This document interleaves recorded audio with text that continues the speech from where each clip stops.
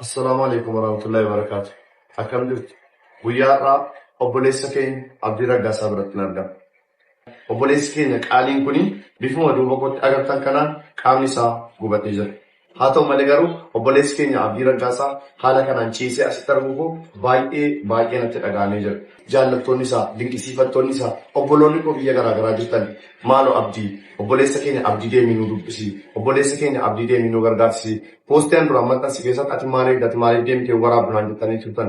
Anis kunoo guyyaa har'aa Rabbi fedhee dhufee Abdii biratti argama. Kanaafuu obboleewwan keenya, obboleessi keenya Abdiin gara biyya alaatti akka deeme yaalamu itti himamee jira. Gara biyya alaatti deeme yaalamuuf immoo qarshiin muraasni nama hin ga'u. Gara biyya Turkii deemee qaama isaa kana, gogaa isaa kana, fuula isaa kana, harka isaa kana qaama isaa guutuu bakka zayitni sun itti namni sirriitti yaalamuu qaba waan ta'eef baasii baay'ee isa barbaachisa. Obboleessi keenya immoo haaluma isin amma agartan kanaan dudduuba koo kiyyarratti fuulli isaa luqqa'ee, qaamni isaa luqqa'ee baay'ee daran miidhamee haala kanaan dhukkubsatee siree irra tafee jira. Obboleessi keenya kun egaa deemee yaalamuuf egaa qarshii isa barbaachisa. Akkaawuntii isinitti himu kana qabadhaatii waan humna keessanii gargaara.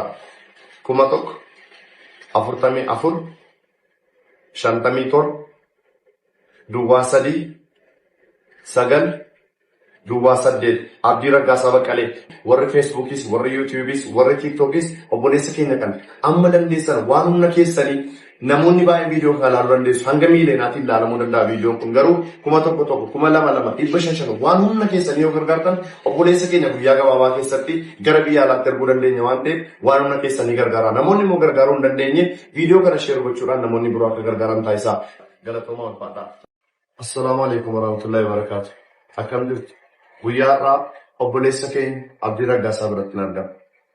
Obboleessi keenya qaaliin kuni bifuma duuba kootti agartan kanaan qaamni isaa gubatee jira.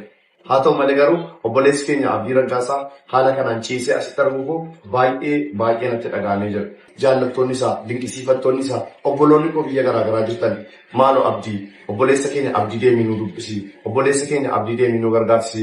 Poostiin duraan maxxansi keessatti ati maaliif deemtee waraabnaan jettanii turtan. Anis kunoo guyyaa har'aa Rabbi fedhee dhufee Abdii biratti argama. Kanaafuu obboleewwan keenya, obboleessi keenya Abdiin gara biyya alaatti akka deeme yaalamu itti himamee jira. Gara biyya alaatti deeme yaalamuuf immoo qarshiin muraasni nama hin ga'u. Gara biyya Turkii deemee qaama isaa kana, gogaa isaa kana, fuula isaa kana, harka isaa kana qaama isaa guutuu bakka zayitni sun itti namni sirriitti yaalamuu qaba waan ta'eef baasii baay'ee isa barbaachisa. Obboleessi keenya immoo haaluma isin amma agartan kanaan dudduuba koo kiyyarratti fuulli isaa luqqa'ee, qaamni isaa luqqa'ee baay'ee daran miidhamee haala kanaan dhukkubsatee siree irra tafee jira. Obboleessi keenya kun egaa deemee yaalamuuf egaa qarshii isa barbaachisa. Akkaawuntii isinitti himu kana qabadhaatii waan humna keessanii gargaara.